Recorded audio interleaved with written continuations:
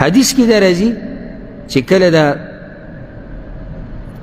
مؤمنان په پول صراط واوړي که نه یو بل پول به راځي بیان کړی دا مسله مونږ یو بل پول به راځي وړوکی هغې ته قنطره ویلی کېږي دغه ځای کې به دا جنتیان بیا ودرولی شي د څه دپاره چې دا زړونه ول الله صفا کړي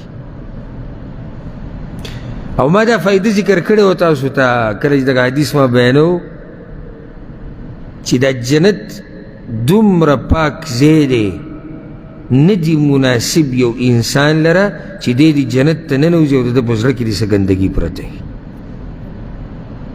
نو دغه وړوکی پول دا قنطره چې دا جنتیان به پرې ودرولی کېږي دا دې لپاره دي چې دوی په زړونو کې چې یو بل ته څه دي هغه ټول به ختم شي نو جنت ته به مؤمنان ننوځي او زړونه به یو بل ته څه زړونه به یو بل ته صفا تجري من تحتهم الأنهار بيجي بلاندي د دوی نه ولي اته بیا په خپله پوه شه لاندې د دوی نه مطلب دا نه چې دوی نه لاندې بهیږي د دوی د دې بنګلو نه او د دې کورونو نه لاندې بهیږي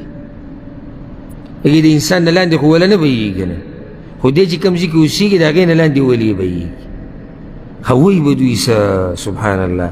وقالوا اوی به دوی الحمد لله طول د کمال صفتنا خاص الله لردی الذي هدانا لهذا اغزات چراوی رسولو منگ دیزتا وما كنا لنهتدي لولا ان هدانا الله او نو من چې را رسېدلی وی دې ځای ته که چېرته نه وی را رسولي منګ الله چې الله یې نه رسوي نو به رسي نه نو شکر د هغه الله دی چې موږ یې دې ځای ته راوستو الله یې دا وخت په موږ باندې راولي چې جنت کې ناست یو که نه او دا خبره کوو چې الحمدلله الذي هدانا لهذا او بیا هلته یو بل سره پکې دا ګپ ولګو چې موږ چې به هغه درس کې کېناستو او موږ چې به خبرې کولې او موږ چې دا آیت هلته ویلی و دا د دنیا دا خبرې به یادي هلته د دې دپاره چې مزه ډېره واخلي جنتیان د جنت نه نو حدیث کې راځي چې دوی ته به د دنیا خبرې یادي او قرآن کې هم دې خبرې ته اشاره شته چې دوی به دنیوي خبرې کوي هلته ګوره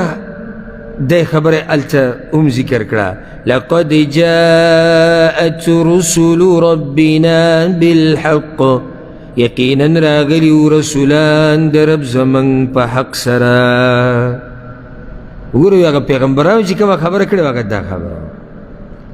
رسولانو چې کوم باس کړی چې جنت ته به ځئ که ومنله الله به درله دا درکړي هغه دا خبرې ونودو او آواز به وکړی شي دوی ته دا ناشنا آواز دی دا آواز به چا ته وشي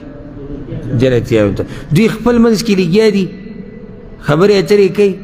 او دې کې به ورته آواز وشي د جنتیانو ته تلکم الجنه چې دغه جنت دی اورثتموها په میراث کې درکړی شو تاسو ته بما كنتم تعملون په سبب د هغه عملونو چې تاسو به کول دا آواز دی الله زموږ د غوږونو ته هم نصیب کړي دا هغه جنت دی تاسو ته په میراث کې الله وایي میلاو شو حدیث کې راځي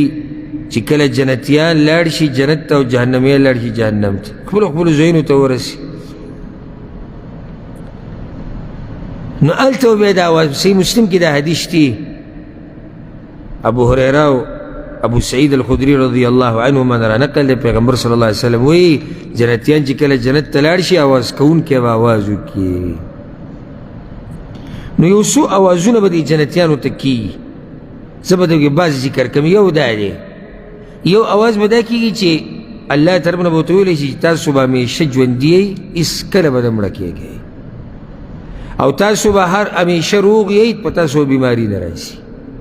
او ای جنتیانو تاسو به ځوانان یئ په تاسو بوډاوالی نه راشي او تاسو به همیشه په مزو کې یئ په تاسو به غم بلکل نه راشي بیا پیغمبر دا آیت ہوئی ونودو ان تلکم الجنہ یو آواز بہت ادا کی گی دا اللہ طرفنا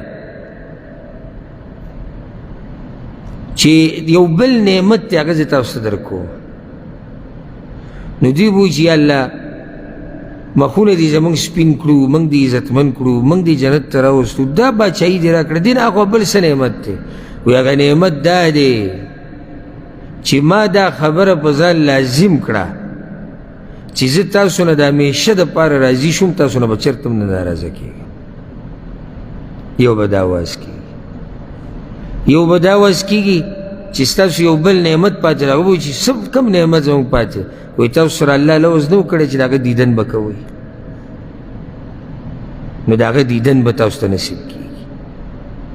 یو آواز پاک آوازونو کی داده چی ان تلکم الجنہ اورثتموها بما کنتم تعملون دا جنت تے پا میراث کے در کرده شو تاسو تا پا سبب دا آگا عملونو چی تاسو بکول